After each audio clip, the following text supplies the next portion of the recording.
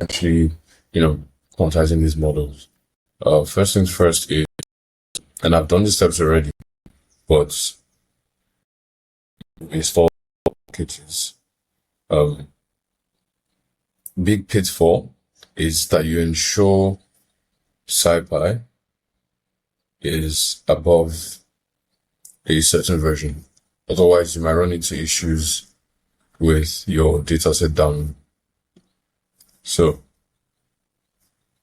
you run these commands, and it should, give you what you have here, Llama.cpp, and you should have built it as well. And now for the next step is you insert your Hugging Face token, and what we do is download our base models as well as our dataset. And the dataset will be used to create the importance matrix. Now, as you can see, it's complete. Let's try running some commands. So, in Marimo, you cannot run command line in the cells, so you have to run them in your terminal. If you're on Colab or Kaggle, you can do that as well. Be sure to adjust the outputs so they match what you need. So let's work with Quen.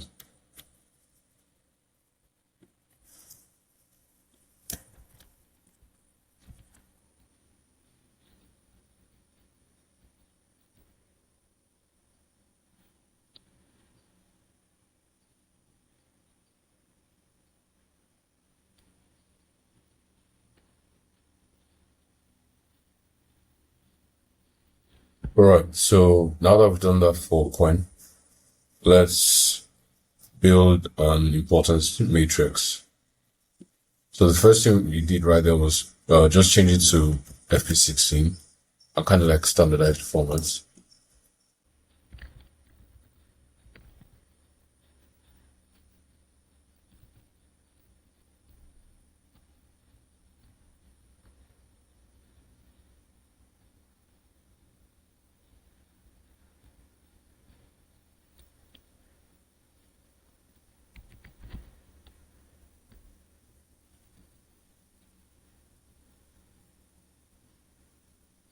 So depending on where your build folder is, you may have to enter into the Llama.cpp repository, or if it's outside that, then you can just run straight from there.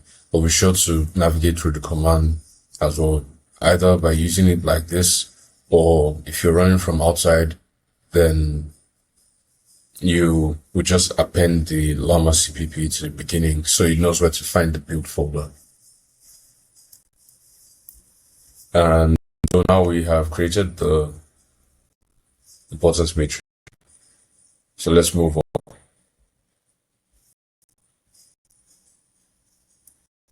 So what we're quantizing to now is the Q, and that's just 4-bit quantization. K is the K block style of quantization, and M is the quality, so we're going for medium quality.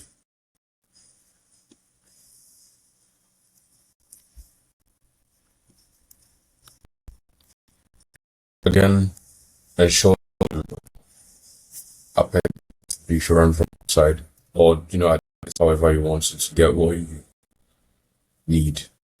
Let's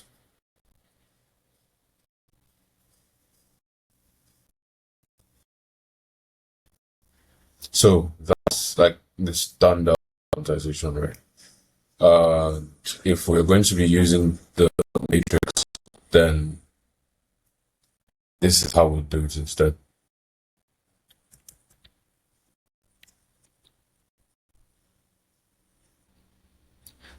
So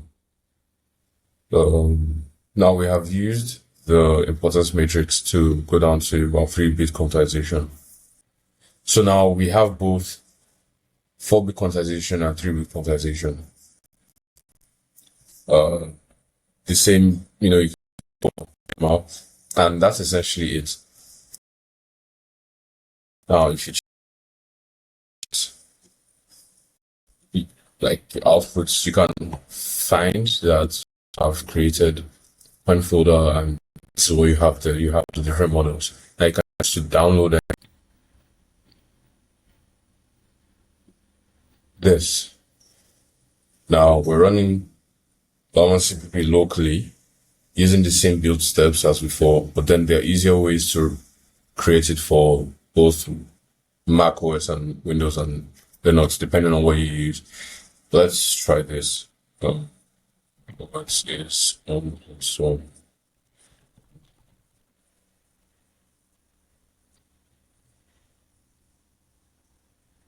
2. Now, as we know, we can also run the server.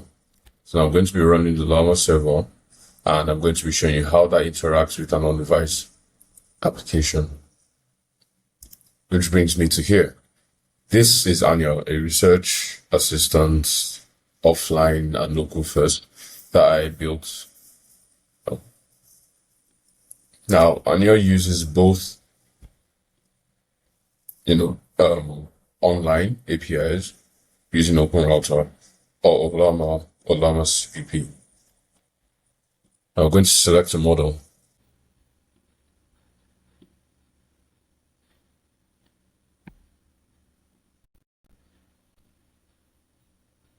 So, it's connected. Now let's try it out. You can just some people for context. Let's say this. And